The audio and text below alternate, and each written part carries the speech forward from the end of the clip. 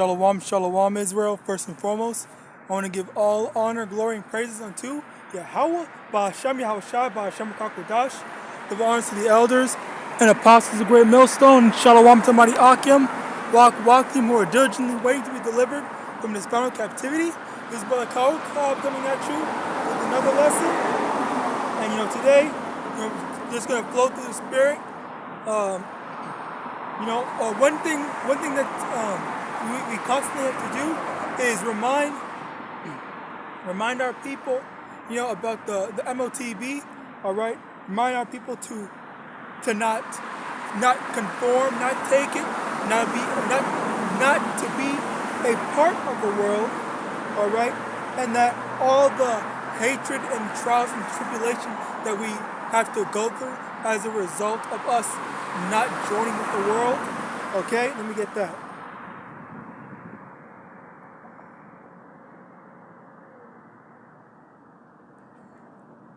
In 1 John chapter 2, verse 15, love not the world, neither the things that are in the world. If any man love the world, the love of the Father is not in him. All right, so that's a big thing that we need to remember. All right, that loving the world, that is comprised of just being completely carnal.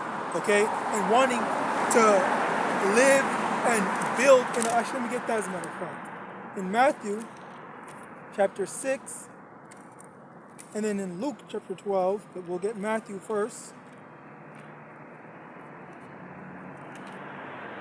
Matthew chapter 6, verse 19. Lay not up for yourselves treasures upon earth, where moth and rust doeth corrupt, and where thieves break through and steal.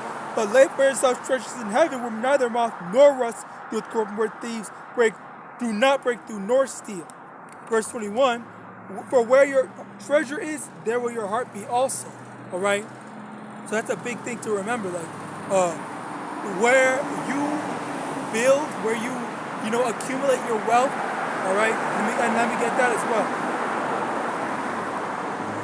Luke chapter 12, verse 16.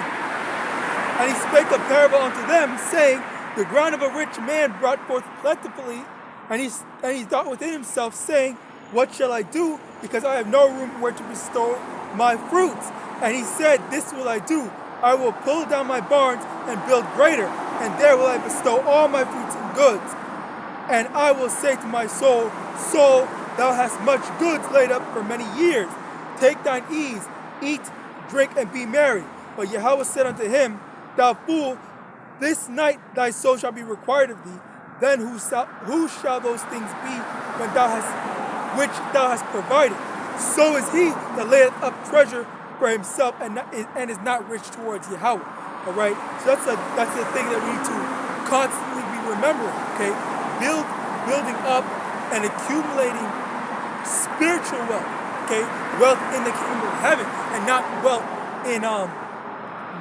in this kingdom, because this kingdom is temporary. Okay, this kingdom is temporary. All the things in the flesh are temporary. Okay, moth and rust corrupt it. But the things that are spiritual, the things in the kingdom of heaven are eternal, and you will never lose them. Okay?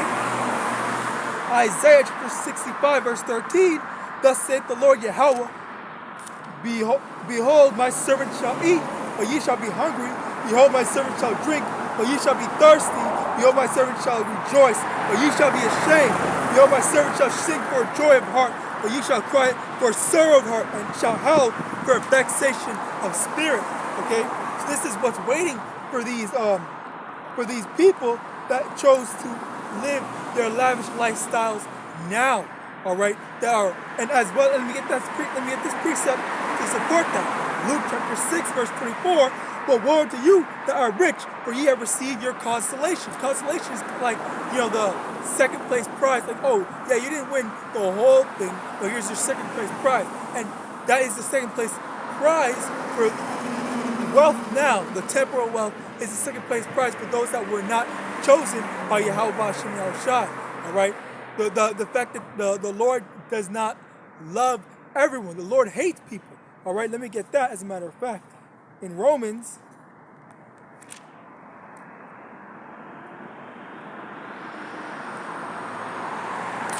chapter 9,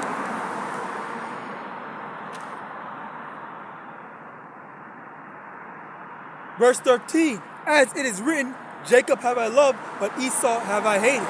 So the Lord has, a group of people that He hates. All right.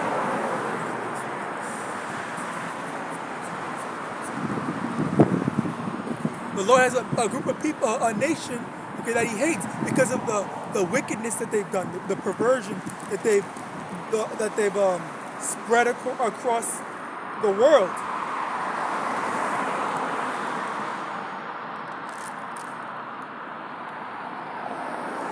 Slakia, bear with me.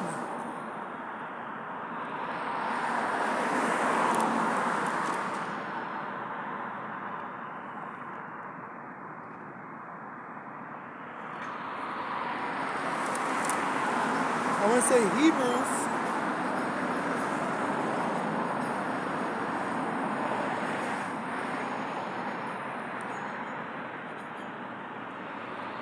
Bear with me. Hebrews chapter, what was it?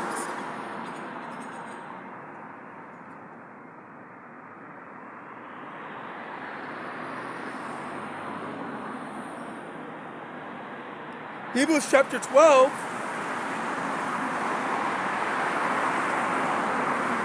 verse 16. Lest there be any fornicator or profane person as Esau, who for one morsel of meat sold his birthright.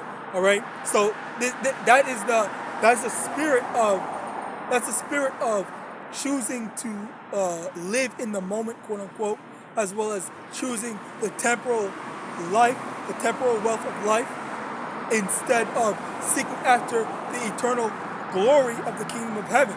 All right. It's lucky. And that's the spirit that's gotten on a lot of these people, as well as the fact not the spirit, but the fact that Esau is trying to push that on Israel, as well as all the other nations as well, just anyone in general. That is what he's trying to get people to think. He's trying to spread his wickedness, spread his doctrine on everyone of, live for the moment, live temporary, live this, live for now, okay? Or just and forget about thinking about the future. All right? And the crazy thing is he has done that. Okay? He has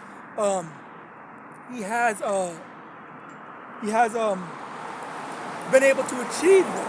All right? He's been able to achieve that in the sense of showing, making people believe in following his doctrine, as well as people just following the alphabet stuff and the mindset that they have.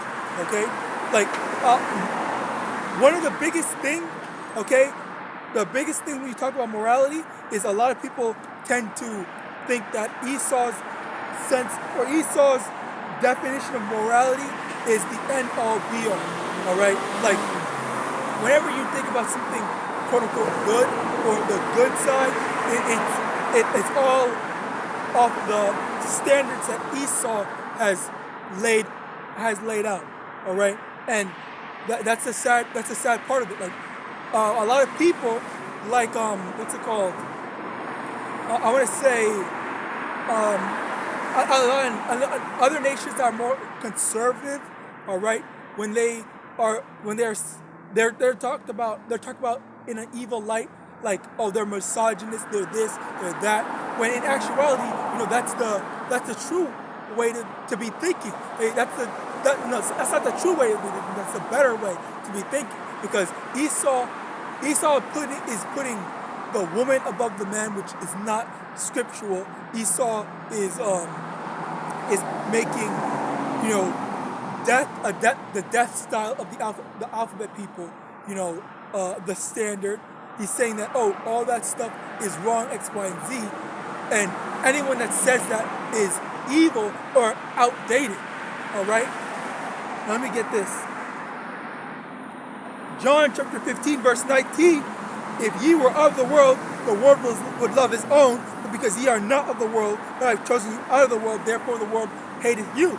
Okay? So because of all that, because of the disconnect and the disagreement in people, in our ways of thinking, okay, not wanting to agree with Esau, not wanting to follow after Esau's wicked doctrine, right? We are seen as evil. We are seen as, unaccepting, and that's another big thing. That's another big thing. They're trying to equate that death style, alphabet death style, with being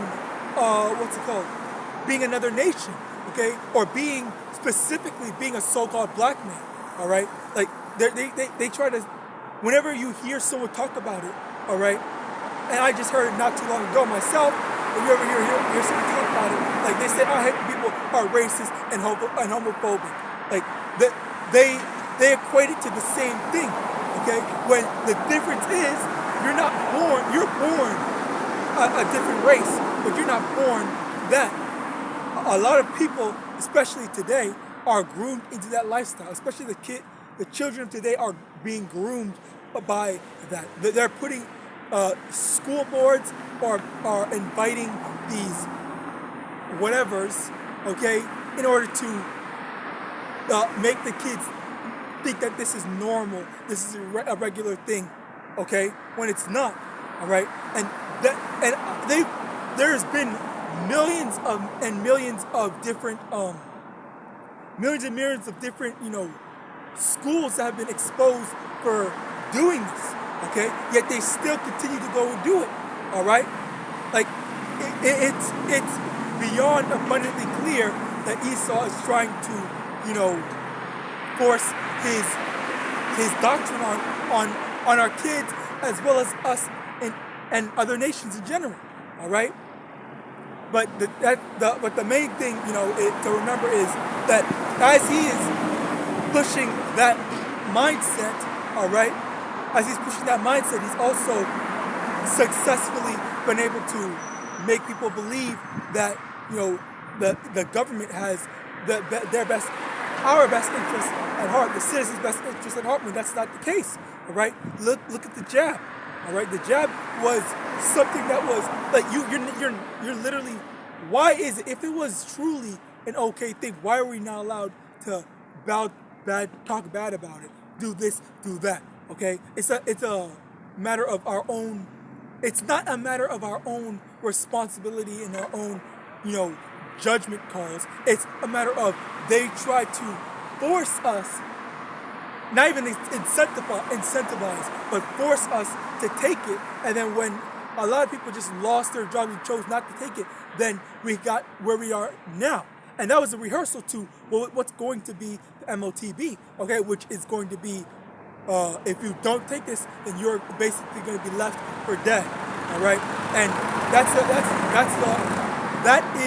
they're going to be the mainstay. That's a true thing.